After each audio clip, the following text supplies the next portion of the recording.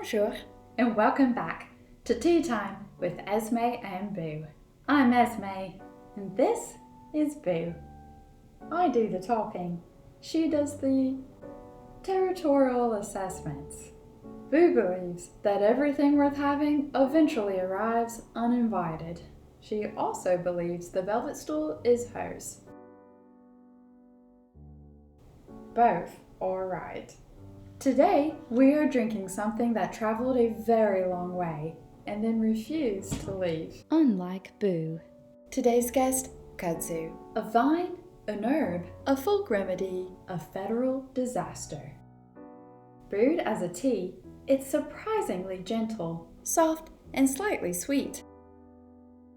A little floral with something green and rooty underneath. The scent?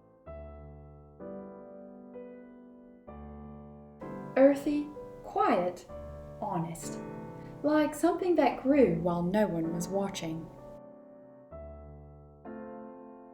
The flavor? It tastes like the countryside swallowed a field and steeped itself. There's no drama in this cap, just persistence. Boo finds it acceptable, which from her is essentially a standing ovation. Kudzu belongs to the pea family, which explains the modesty. Peas never announce themselves either. They just appear, quietly feeling things. Kudzu is native to Japan and China, where it's been used in traditional medicine for over 2,000 years. The root was ground into a powder, Kudzu, used to calm fevers, soothe digestion, and apparently cure the kind of headache that arrives after you've had too much sake, which seems only fair since the Japanese also gave us sake. In 1876, Kudzu was brought to the United States for the Philadelphia Centennial Exposition. It was exhibited as an ornamental plant. People admired it. They gave it prizes. Then, they planted it everywhere. The U.S. government then actively encouraged Southern farmers to plant kudzu to control soil erosion in the 1930s. They paid them to plant it. They paid them. Kudzu can grow up to 30 centimeters in a single day. It grows over fences, telephone poles, abandoned cars, and the occasional barn. It does not ask. Boo respects this. If you've ever played Silent Hill, you already understand kudzu aesthetically. It's sometimes sold as arrowroot tea, which sounds considerably more respectable, and which Kudzu accepts without comment, being entirely too busy consuming Georgia. Fun fact, by 1953, the United States had officially classified kudzu as a weed, the same plant they had celebrated, awarded, and subsidized. The same plant.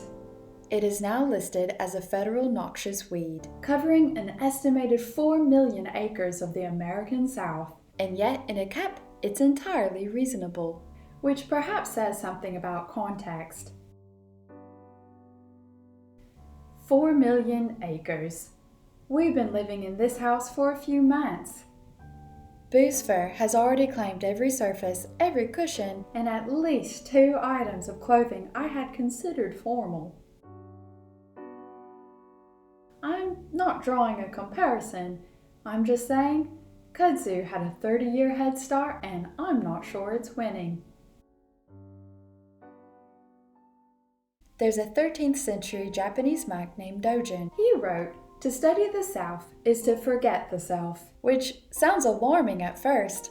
But what he meant was something like, when you stop defending the borders of yourself, you become part of everything around you. Dogen believed that full presence, really being in the moment, requires you to stop insisting you are separate from it. Kudzu apparently has understood this completely.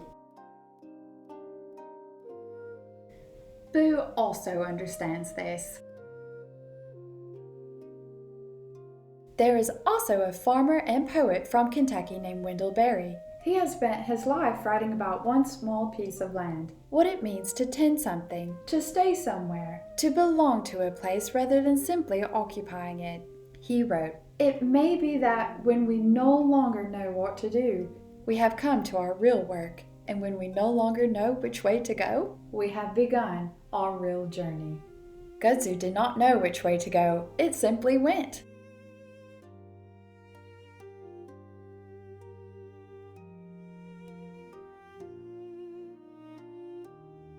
Both of them, the 13th century monk and the Kentucky farmer, are saying something similar, I think. That belonging isn't always about where you came from. Sometimes it's about where you took root. Which brings us to today's question. Today's question comes from @Dogen. I don't know much about them, but I know they asked the right question. They write, "Boo, when roaming, is home where you lay your head, or is it the feeling that follows you?" Boo has considered this from every chair in the house. Kudzu doesn't carry a map. It doesn't know where it came from. It just keeps being itself wherever it lands, which is either very zen or very alarming, depending on your garden. We don't always choose what grows in us. We carry things from the places we've been, people we've lost, languages we half remember. Some of it we planted, some of it just arrived. And sometimes, the things that were never supposed to stay are the ones that cover everything. Thank you, @Dogen. This has been Tea Time with Esme and Boo. Remember, the tea is temporary, but the world is full of it.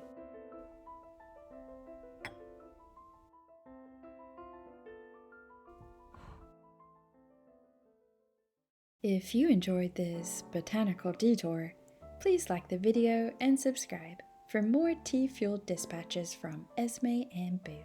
And tell us in the comments, is there something that took root in you? A place? A habit? A person that you never quite planned for? Boo says the answer is always yes, and that it is usually sitting in your chair. We'll be reading them. Boo will be judging. And if you'd like to keep Boo employed and the tea tin full, there's a link below. It's called the Tea Fund. Boo has not been consulted on how it's spent. She has opinions.